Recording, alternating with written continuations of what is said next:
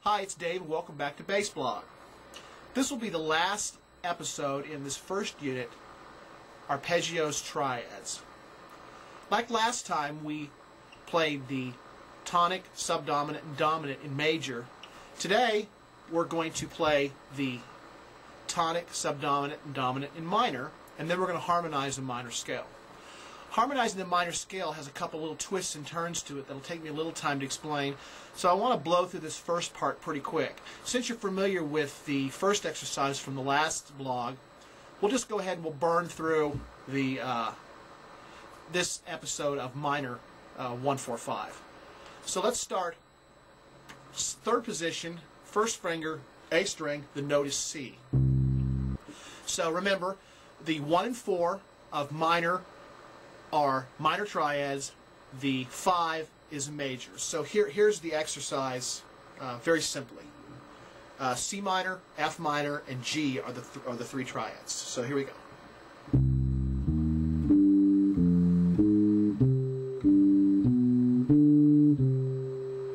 Again.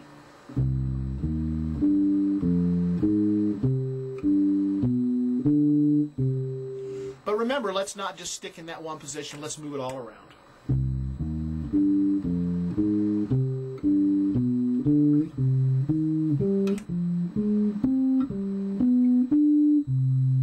Or we can start here, I guess.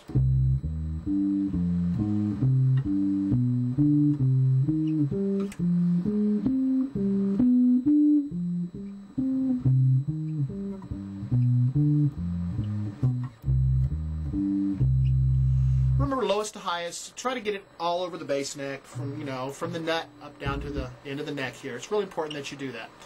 And of course, as you know, you've got to work through all 12 keys. So we played an easy one. Why don't we pick a harder key to play in? Let's say G flat. So the 3 chords would be G flat minor, C flat minor, and D flat minor. So they would be, the exercise would be a same fingering pattern.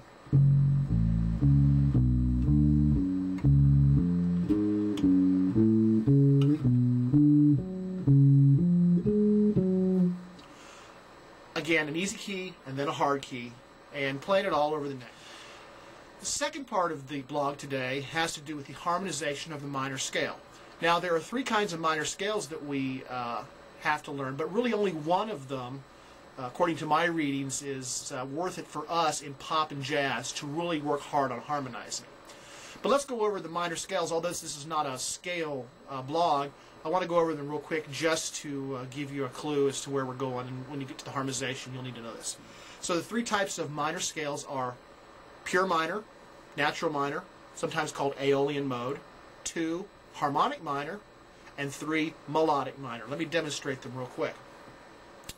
Natural minor is the major scale with the lowered 3, 5, and 7.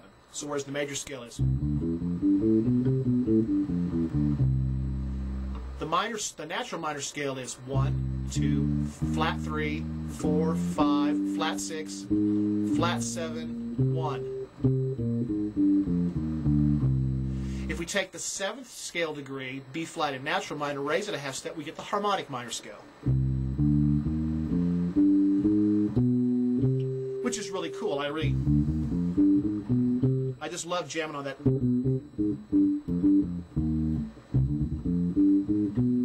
It's got that really nice with that minor third there. It's a really nice scale. The 3rd scale, minor scale, is one that's a little less useful to us in pop and jazz, but one you find in classical quite a bit. It's the melodic minor scale, which is a major scale with a lowered third, ascending, and then a natural minor scale descending. So it would look like this.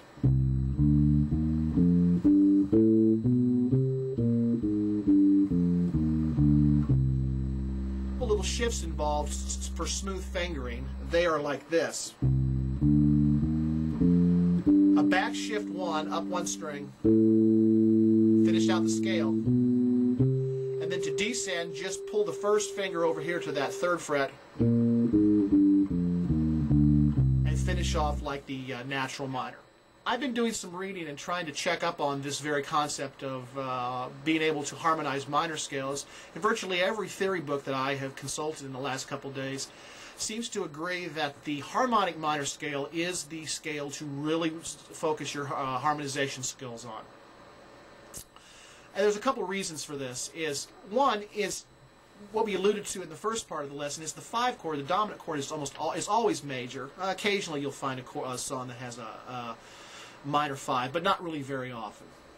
So it's important that we can harmonize this scale. So let me go over what the triads would be as we go up the scale. Now, hope this doesn't get too confusing, but there are a couple of exceptions, or there's one big exception that I guess I'll have to go over with you. But let's start on scale degree 1. The first triad is minor, be C minor. Scale degree 2, staying within the key, makes it a diminished. We get to scale degree 3, and here's where we run into the little exception. Generally speaking, since we've raised the 7th, that's going to make that 3rd scale degree chord a augmented, and I can just catch that on the 4th finger, E flat right here. That would be an augmented triad. But most of my classical theory books seem to suggest that for the purposes of the 3 chord, go ahead and don't play that as an augmented, play it as just a major triad. Again, minor to start with, diminished. Let's go ahead and shift up and play this one major, E flat major, F minor, G major. Then we'll play A flat major, just one shift right here. Then finally, the way to finish it off is we'll play the B diminished. This is a little tough because, as you can see, you're starting to run out of room and you're going to have to make a shift here to get the fingering correctly. So the way I would do that is I would go ahead and do it this way. I would slide up here, 3rd finger on the 9th fret, and I'd play the diminished like this. So I've started in 3rd position, and I have to end up all the way up here, which is in 7th position. A little more tricky, I know, but still very useful.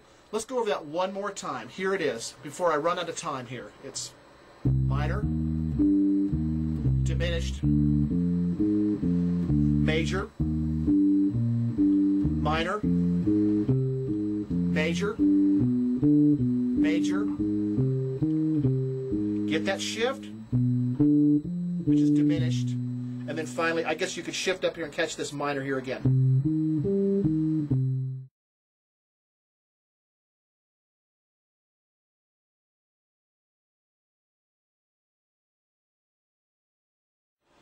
Obviously, you need to work through all 12 keys, lowest to highest, all the things we've talked about before, knowing the names of the notes, not just the fingerings. What I would suggest doing for these is go ahead and do like I've done. See if I can find it here for you. Like right here. You might want to write down, you probably can't see this, but what I did was to reinforce my learning, which is, even though I've been doing this for years, I really kind of had to relearn it for this blog. I really was surprised how much I'd forgotten. Write down the scale.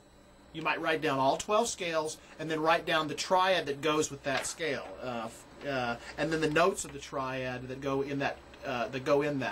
It's a little cheat sheet, I know, but it can help you and will help you get through those, because these are much more difficult and they take a lot of time. In fact, one of the things I'm planning on doing over the next few days is this lesson has kind of humbled me and reminded me that I need to do a little bit of cleanup work on some of the concepts and exercises that I said, although I've known them for years, I've sort of let slip. So I wanted to pass this along to you, and I'm going to get after it too and take my own advice and work on some of those things.